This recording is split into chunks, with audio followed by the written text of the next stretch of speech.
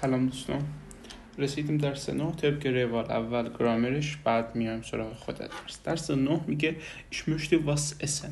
من میخوام چیزی بخورم. اونکل هری با اونکل هریشه، یعنی میگه من میخوام چیزی بخورم اما هری. بریم گرامرش خیلی سخت نیست، قبلا هم کار کردیم. ورب کنیوگاسیون، صرف فعل باز هستش. فعل mögen یعنی دوست داشتن. البته چیزش از لیبن کمتره، یعنی از لیبن یعنی عاشق شدن، mögen یعنی دوست داشتن. حالا مثالاشو میخونیم با هم تو درس کتن. فعلا کنیوگیرن کنیم. ich mag, du magst, sie es mag, wir mögen, ihr mögt, sie mögen. فعل مشتن رو هم اینجا مشتن یعنی خواستم، ولی فرقش رو با ولن براتون گفتم. فرقش با ولن اینه که وقتی شما بگین ich will یعنی من برنامه دارم که یک کاری بکنم. ich will nach Deutschland fliegen یعنی من میخواهم به آلمان سفر بکنم، اما به آلمان پرواز بکنم، اما این خواستنه قطعیه. ولی ich möchte nach Deutschland fliegen، من میخواهم به آلمان پرواز بکنم، با möchten قطعی نیست. حالا ich möchte, du möchtest, sie es، حالا es sie möchte، wir möchten، ihr möchtet، sie möchten. براتون فعل ولن رو چیدم بکنیم. البته قبلا فکر کردم باز اوکی.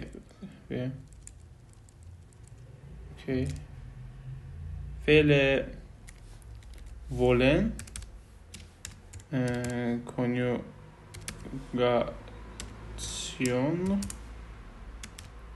ولن،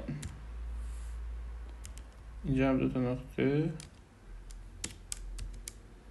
اوکی، خب ich will, du willst.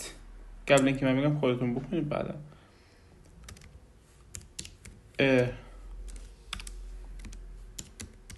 sie es will,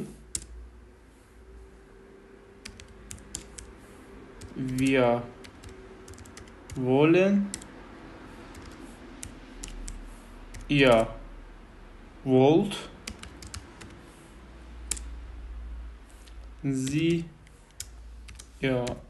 sie wollen.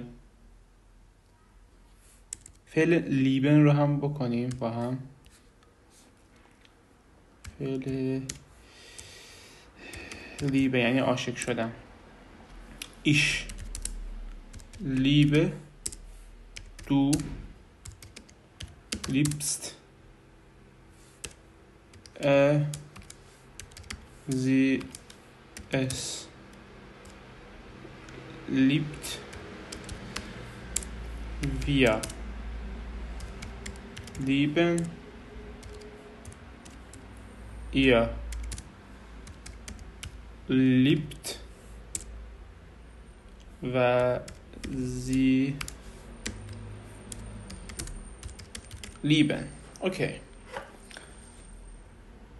امیدوارم درست باشه. آره درسته. خب بریم سراغ خود درسمون. نوشته möchte im Satz یعنی möchte در جمله. ich möchte etwas essen، من میخوام این چیزی بخورم.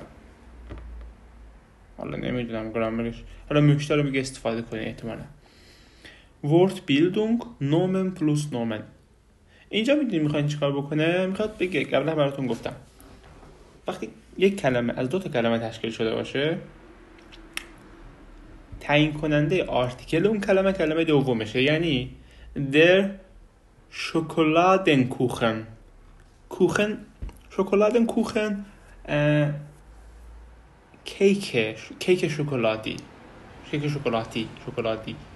کیک شکلاتی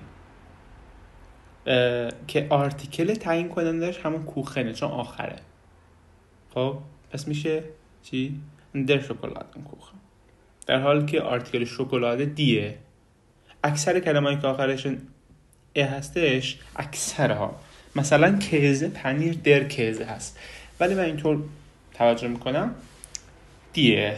حالا دی شکلاده، خب در کوخن هم جداست، اینا با هم میشن در شکلاده، شکلادن کوخن. شکلادن این ان چی میاد؟ بعدا میخونیم، فعلا داشته باشید. بعضی کلمات اینطوری ان میگیرن. فقط توصیهم اینه که اگه دیدید حفظ کنید، کارتون نباشه، فقط شما حفظ کنید. حفظ نمیتونه بکنید، یکم نگاه کنیم براش، یکم 2-3 بار بنویسید. نگران نباشید اگه شما 2-3 بار بنویسیدم باز تو ذهنتون میمونه. خب چیه این؟ یک کلمه داریم der Fisch die Suppe. فیش یعنی ماهی، دی سوپ همون سوپ. دی فیش سوپه یعنی سوپ ماهی که همون دی میگیره. این هم از این گرامرش خیلی ساده که قبلا باش گفته بودیم. خب مراقب خودتون باشید. من اینجا نگه دارم، بعدم بیام. فعلا خداحافظ.